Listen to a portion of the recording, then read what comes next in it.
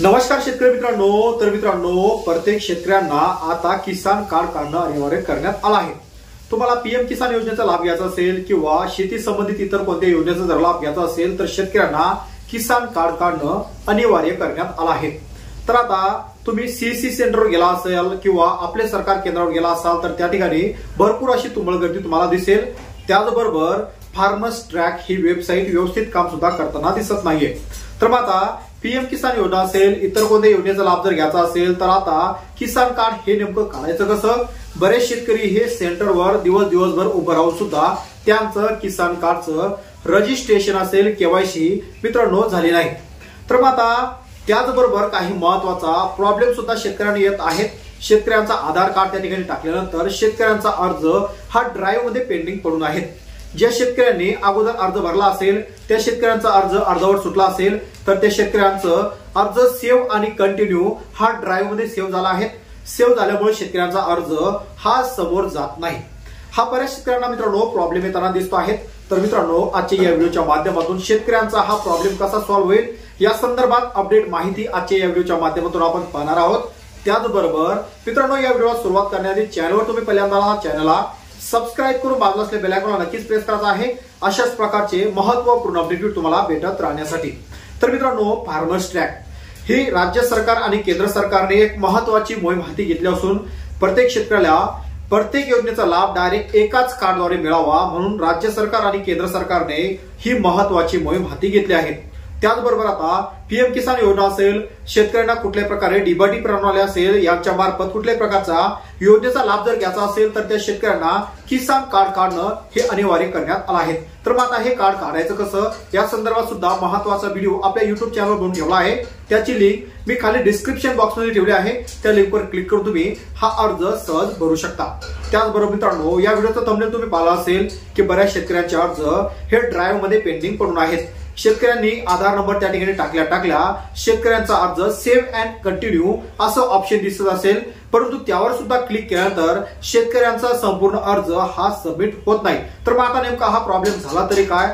कारण मित्रांनो, बऱ्याच शेतकऱ्यांनी आपल्या सरकार केंद्रावर जाऊन किंवा सीएससी केंद्रावर जाऊन आपल्या अर्जाची त्या ठिकाणी छाननी केल्यामुळं बऱ्याच शेतकऱ्यांचे अर्ज हे अर्धवेळ भरले आणि शेतकऱ्यांचा अर्ज मधात सोडून दिल्यामुळं शेतकऱ्यांना हा महत्वाचा प्रॉब्लेम मित्रांनो मोठ्या प्रमाणात येताना दिसत आहे।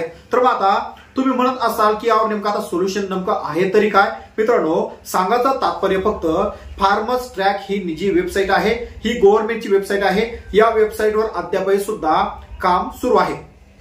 त्यामुळे ज्या शेतकऱ्यांना असा मोठा प्रॉब्लेम आला असेल ते शेतकऱ्यांनी घाबरून जाण्याची गरज नाही।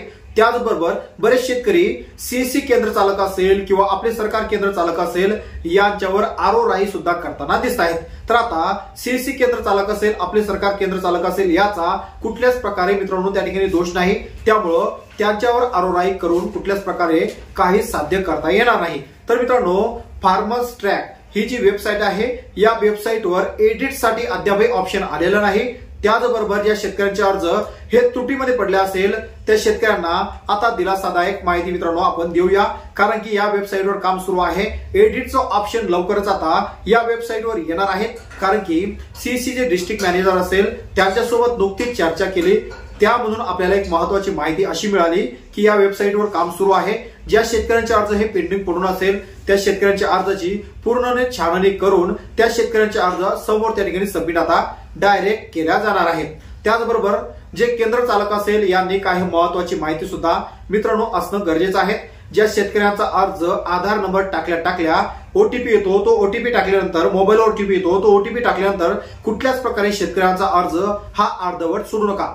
ज्या शेतकऱ्यांचा अर्ज हा अर्धवट सोडला असेल त्याच शेतकऱ्यांना हा प्रॉब्लेम मित्रांनो येताना दिसत आहे।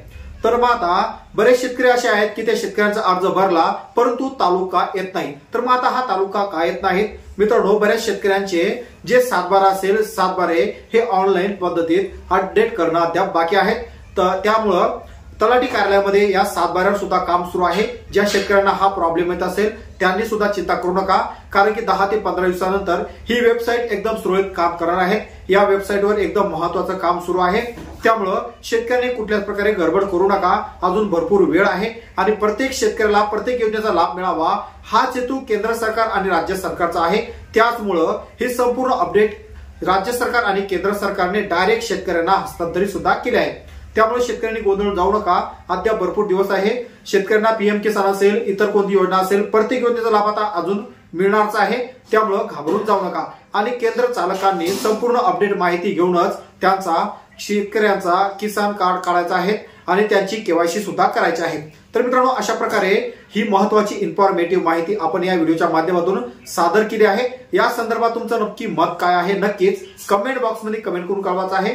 चॅनलवर पहिल्यांदा आला तर चॅनल सबस्क्राईब करून बाजूला बेल आयकॉनला नक्कीच प्रेस करायचं आहे। त्याचबरोबर मित्रांनो, आपण एक महत्त्वाचा व्हॉट्सअप ग्रुप, टेलिग्राम चॅनल सुद्धा सुरू केला आहे। याच्या माध्यमातून शेतकऱ्यांना तसेच वेगवेगळ्या प्रकारच्या ज्या योजना आहेत या योजनेची संपूर्ण माहिती मिळावी म्हणून या आपल्या चॅनल असेल, व्हॉट्सअप ग्रुप असेल, याची लिंक सुद्धा खाली डिस्क्रिप्शन बॉक्समध्ये ठेवली आहे। त्या लिंकवर क्लिक करून तुम्ही चॅनल जॉईन करू शकता। तर मित्रांनो, वाट पहा पुन्हा एका नवीन योजनेची, नवीन व्हिडिओची। तोपर्यंत जय जवान, जय किसान, जय महाराष्ट्र।